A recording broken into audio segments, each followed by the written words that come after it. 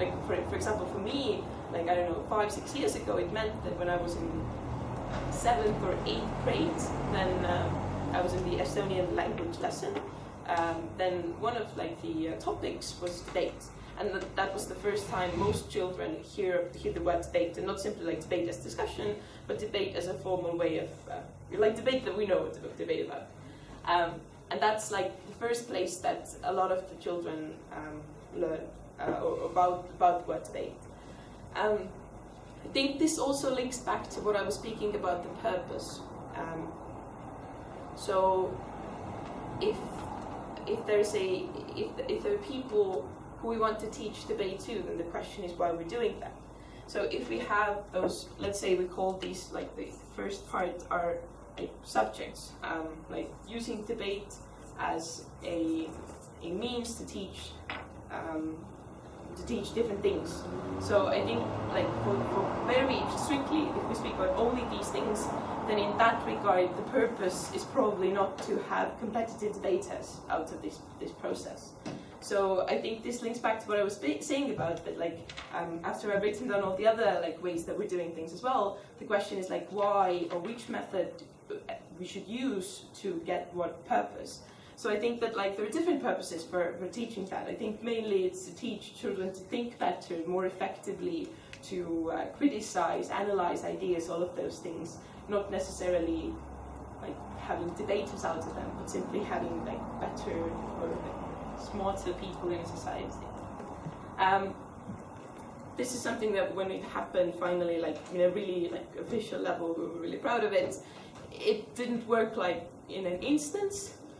But like over time, over time it has been like with each year forward, a lot more is done in that regard to have it more and have it more specifically, have it in different. Like the ideal is to have in different lessons in different fields or subjects. You can use the method of debate, and not simply like BP, Karl Popper or WSTC format, but like debate in a sense that like a different, or the format should not be like really formalized. It can be also like using argumentation skills, using like rebuttal, using structurizing things, the things like the main aspects of debating that we know, using them in teaching and learning other things. That overall works in the benefit of having more kids, because like they hear the word debate, they do some of the things, perhaps they like it, they will later go to the club. The second thing is I don't really know how to translate it, but I'd say it's subject of choice, in a sense that I think in a lot of other countries it's the same way, that in the education system, if you're in high school, then you have some obligatory lessons or obligatory subjects, and then you can choose things. And in Estonia, it is also in the national curriculum that if there's one student in high school who wishes to study debating, then the school has to offer that as a separate subject for which you can like get those subject credits.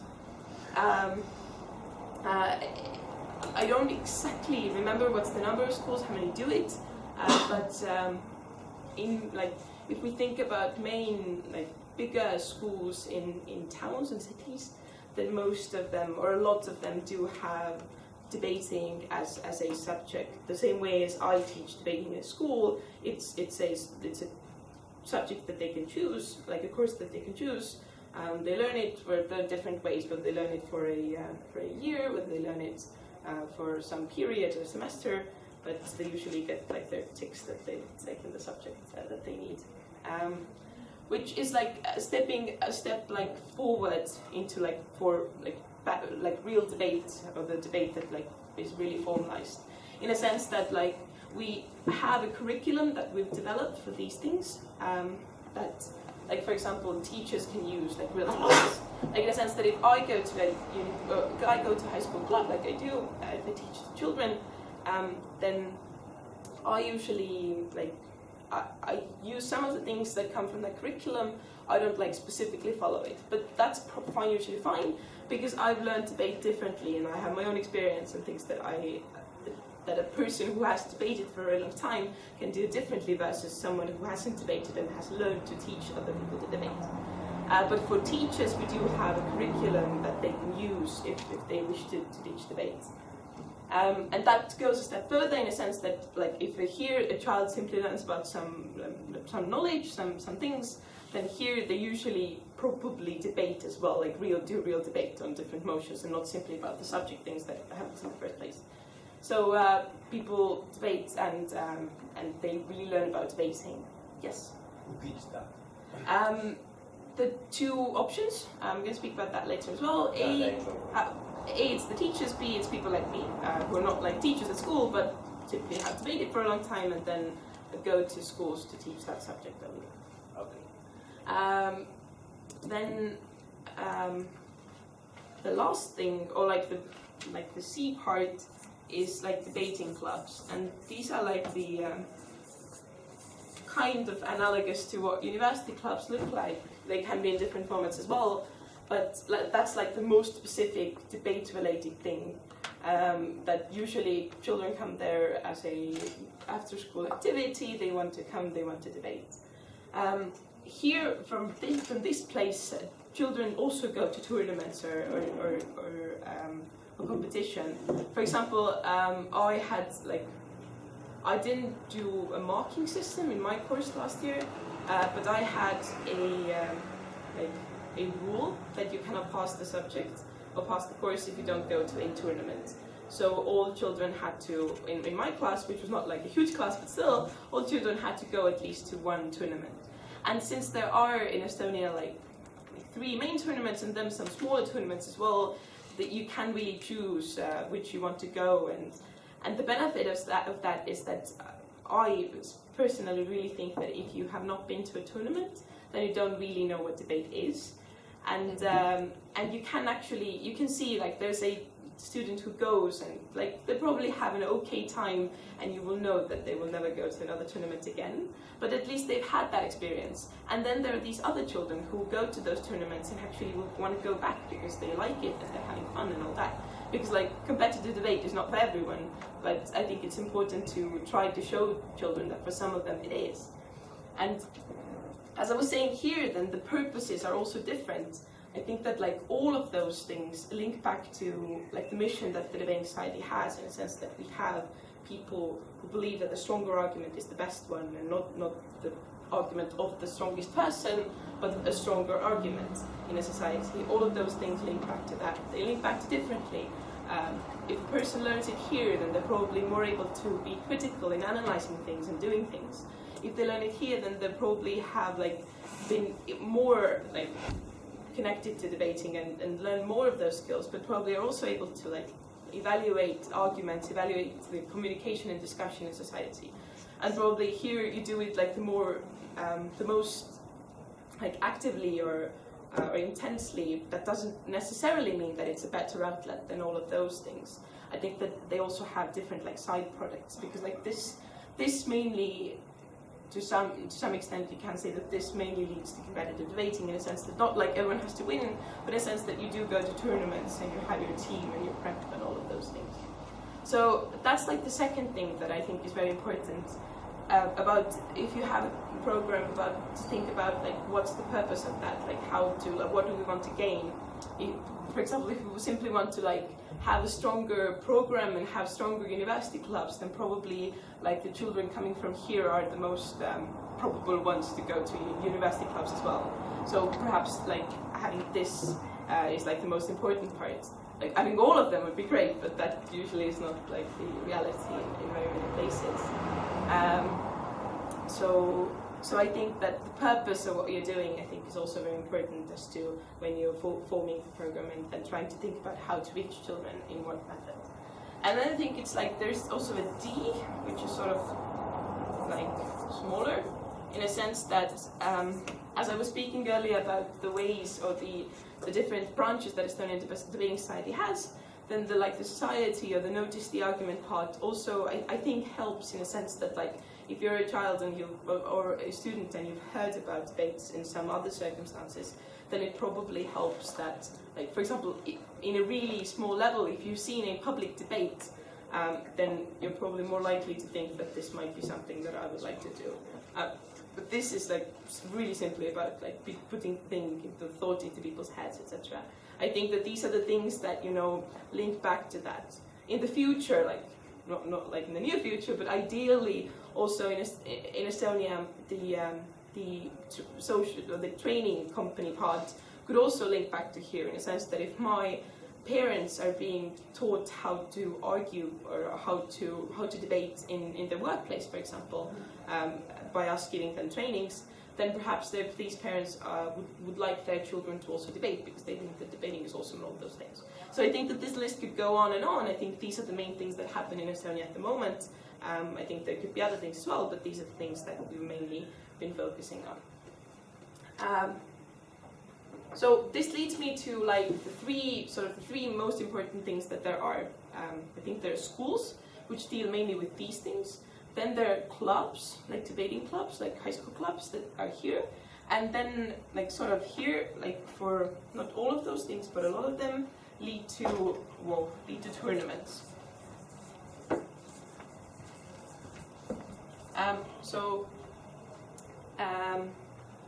The school parts I've spoken here as well about. I think that it's quite difficult to do it. It needs a lot of effort, in a sense that it's quite difficult for any student or any student organization to like change the national curriculum or have something put into that. I think the things that have benefited us is that we're not entirely a student organization, in a sense that we do, like, there are people who work there and have people who necessarily don't look like students when you look at them for the first time, because they're not. And also I think that it's been done, it didn't happen in a second, it needed a lot of effort as well. So I think like this needs a lot of effort, but I think it might be beneficial.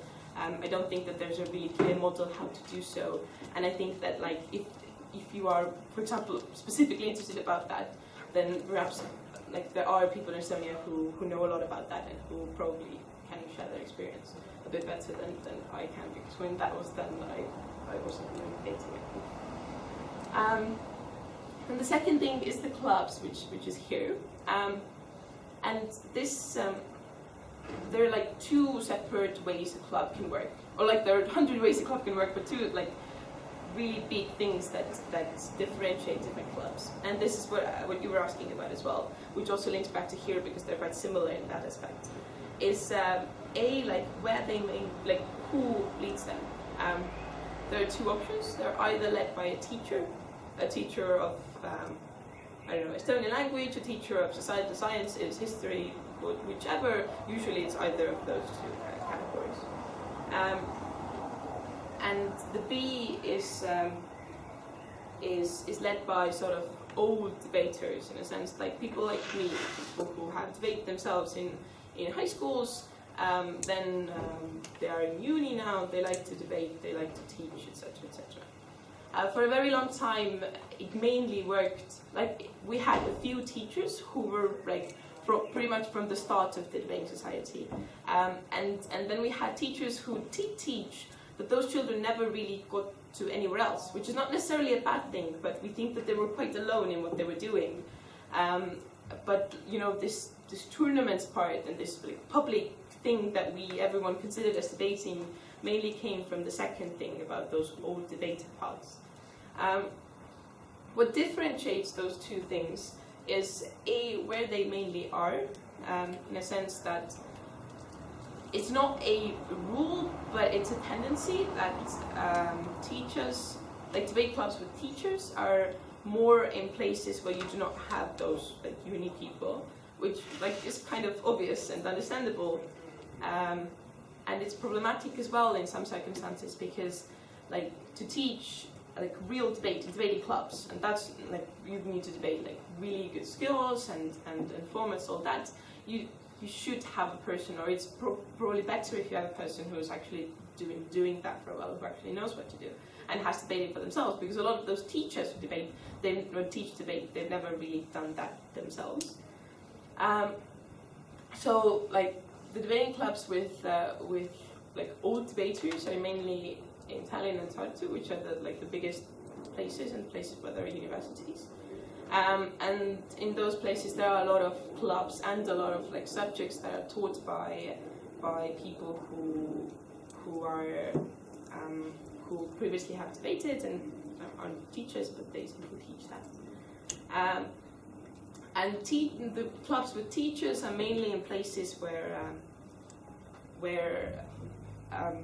I don't want to say like rural areas. That's not like what I really mean, but like in quite often they're not in those specific places that I mentioned. They're in like very many occasions in other places. There are examples to that, or exceptions to that, but that kind of happens, and that's like understandable, because if you have a person like me who, for example, studies in Tartu, then you don't really get to go like away from Tartu and to places in other places as well. The question, like, so there are the two things: where they are and who are they. So the who are they part for old debaters is quite simple. They're like mainly unit students. Teachers, however, that links back to some of the things that you guys mentioned in the beginning. There are two main ways how we get new teachers. We used to use the training company a lot, in a sense that a school can pay for a training course, because like in most schools in Estonia, I guess it's similar in other places too, the schools have a budget for trainings for the teachers. Like it's different things of how to teach, study things. Like my mother is a teacher, and in very many occasions they're like really lovely, interesting things, but not always necessarily really specific, and not always necessarily very good. They might be good, but like quite often that happens. But the schools do have budgets, so they send teachers to those schoolings, and that worked a bit. But now we've like kind of drifted away from that concept, because the training company is a company in a sense that it needs to be beneficial and profitable, and in some circumstances those teacher schoolings and trainings weren't in the end very profitable. We did get a bunch of teachers from that. I think the problem side is that we didn't perhaps monitor what exactly they did afterwards, so we don't really, in many circumstances we don't really know whether they went back and taught that to their children. We can hope so, and we do have, Estonia is not that big, so we do have like some idea in some circumstances, but not all of them. And now we're trying to train new teachers with the youth organization side. So we're doing it like it's kind of like not really formalized at the moment yet, because like a few years ago we mainly did the training company part. But now it works, like really simply it works that there's a person that I mentioned also, who's that development director, who usually speaks to all of the schools in Estonia, like for example emails every school, and usually also calls them and asks, are you debating, do you have debate, in what like form, do you in any of these or any other form do you have debate, and how that works, and then tries to like get those teachers to come and learn, and goes to different places to teach debate, and other people also from as a volunteer basis from that youth development side or youth organization side go and teach debaters. There are different ideas for the future. For example, we would like to have debating or how to teach debating as part of the teacher schooling in universities, so that like it kind of feels like we're compensating, like that we have teachers who come out from university, who are great teachers, and then we would like them to teach something else which they could be taught to teach originally in universities, which means that we wouldn't have to compensate later and try to track them down and try to teach them.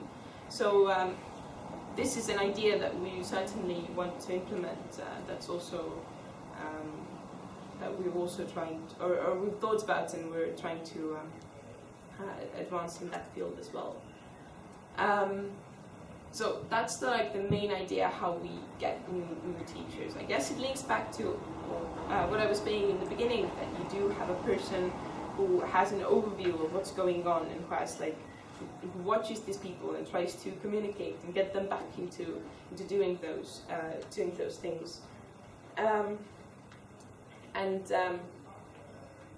That usually it's not a 100% awesome method, but that's what we're doing at the moment, and we're trying to get new teachers all the time. And we have different formats to do so. I'm going to touch upon that a little later as well. But it's not really formalized yet, but that's the way we're doing it at the moment. Then to answer another question that you presented in the beginning is like how to get children, how to engage them. So partly the answer is here, but now it's also very specific to debating clubs. That mostly it works in a sense that you have a debating club, and then you have, for example, a teacher, for example, an old debater, doesn't really matter. Usually there is like a promotion thing that you also do in the beginning. There are different variations to that, and that's also not a formalized, so kind of all teachers do their own thing how they want to. Most usually go from classroom to classroom and tell children that this is debating, this is cool, do it. Like it's the different forms of how to do it and what to like focus on, whether it's simply focus on the benefits that you get or focus on how awesomely social great thing debating is. So you can like form your own way of doing that, but that's that is something that is always done. Also, very many schools have like public debates to teach children and show children that this is how debating is done. For example, in our school, it was done like children against teachers, so that attracted like a lot of attention. You could also use that in your promotion, saying that hey, you can say a teacher is wrong or doing stuff like that. So this is like in the most micro level of how schools mainly get children to debate. It's different in a sense that in some schools there is a really long tradition and clubs are always full with children. In other places it's much more difficult because you're new and you're like struggling and trying to do so. In some schools I think that like it's very difficult and it does not work, and you need to come up with a different specific solution for that specific school. But these are the main things.